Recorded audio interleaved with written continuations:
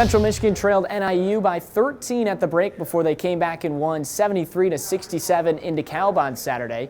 We talked with Turner and head coach Sue Guevara to see what changed at the break. Well, I went in and had a nice chat with our team about, I thought Northern Illinois was playing with much more passion, much more energy than what we were. I didn't think that we were switching tight enough. I thought, Adam, we played very lethargic and tired.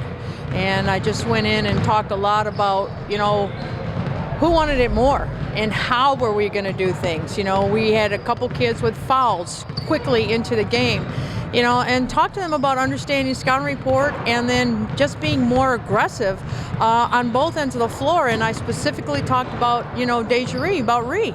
I thought she was very complacent in the first half. I didn't think she was attacking and making them foul her, creating for other people. So, just did a lot of accountability, a little bit of gut check, and they answered.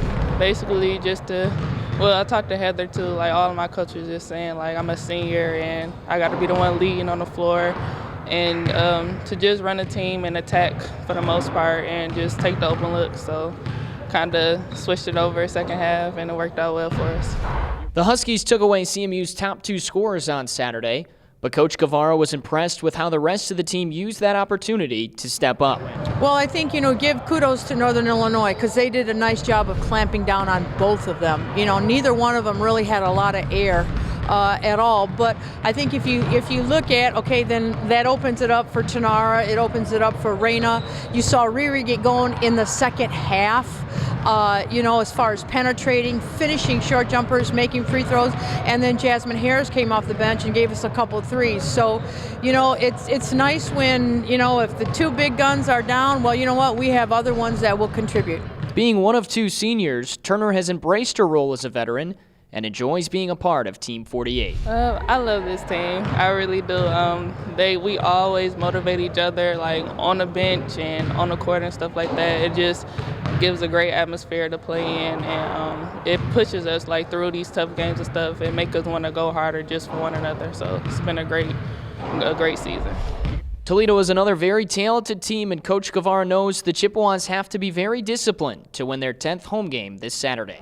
Well, I think first of all, understand personnel. I was just finished watching Toledo upstairs, and they got big guards at them, and they really look to attack you. They really look to take you off the dribble. So, keeping paint penetration to a minimum off the bounce is going to be key.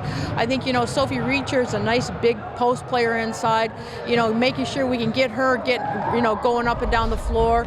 And again, having 9-10 people contribute and just go hard for 40 minutes from the tip. The Chippewas now have a 2.5 game lead in the MAC West and will host Toledo on Saturday. The game tips at 1 o'clock.